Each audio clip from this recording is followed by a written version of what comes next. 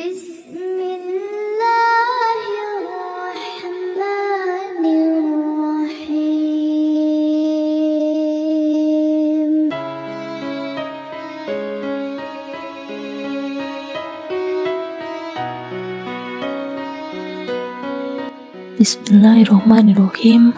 Assalamualaikum warahmatullahi wabarakatuh. Syukur alhamdulillah kita bisa berjumpa lagi di channel ini. Sholawat dan salam selalu dan tetap tercurahkan kepada junjungan kita Nabi besar Muhammad SAW.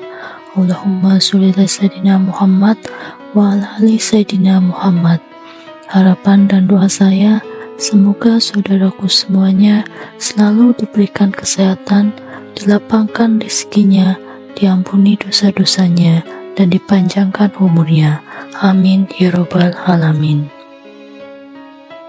Sahabat beriman yang dirahmati Allah, setiap perbuatan yang dilakukan oleh manusia di dunia ini tentunya ada balasan dari Allah SWT.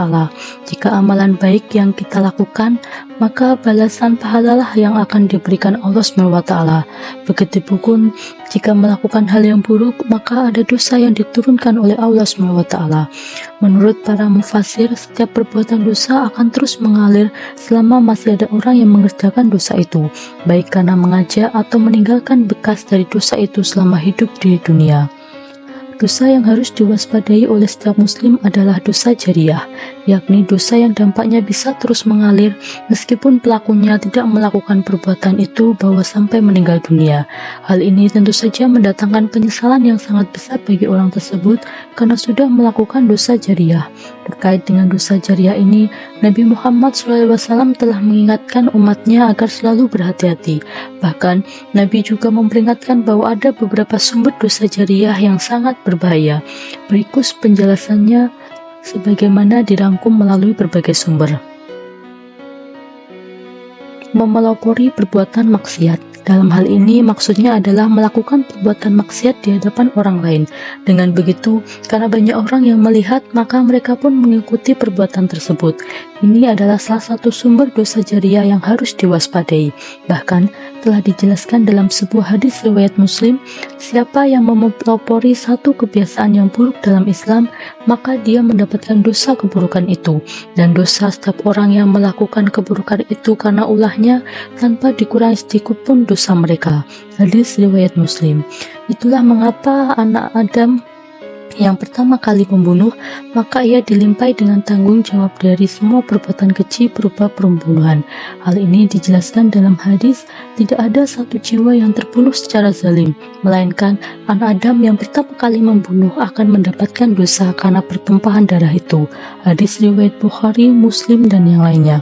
Hal ini bisa dibayangkan betapa mengerikannya orang yang melakukan perbuatan-perbuatan yang dilarang Allah SWT di hadapan banyak orang. Lalu orang-orang mengikuti perbuatan buruk tersebut, maka dosa-dosa akan mengalir pada orang yang sudah melakukan perbuatan buruk di hadapan banyak orang, dan tentu saja pertanggungjawaban ketika di akhirat kelak sangatlah berat. Yang kedua, mengajak melakukan perbuatan sesat dan maksiat. Sumber dosa jariah berikutnya yang sangat berbahaya adalah mengajak untuk melakukan perbuatan sesat dan maksiat. Hal ini dijelaskan Allah SWT melalui firman-Nya dalam surat An-Nahl ayat 25. Ucapan mereka menyebabkan mereka pada hari kiamat memikul dosa-dosanya sendiri secara sempurna, dan sebagian dosa-dosa orang yang mereka sesatkan yang tidak mengetahui sedikit pun bahwa mereka disesatkan. Ingatlah alangkah buruknya dosa yang mereka pikul itu. QS An-Nahl 25. Melalui ayat di atas, Imam Mujahid mengatakan bahwa orang-orang tersebut akan menanggung dosa mereka sendiri dan dosa orang lain yang sudah mengikuti mereka. Bahkan mereka sama sekali tidak diberi keringanan azab karena dosa orang yang mengikutinya. Di zaman sekarang, sumber dosa jariah tersebut masih mudah untuk dijumpai. Misalnya saja, orang-orang yang menyebarkan ajaran menyimpang dari ajaran Islam, bahkan mengajak orang lain untuk membenci dakwah yang berisi tentang tauhid dan sunnah Nabi. Melalui penjelasan di atas, hal tersebut bisa menjadi pelajaran kepada kita agar selalu berhati-hati ketika melakukan sesuatu.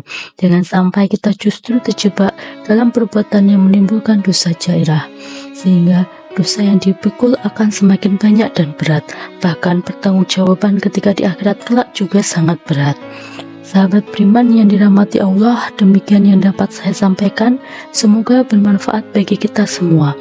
Assalamualaikum warahmatullahi wabarakatuh.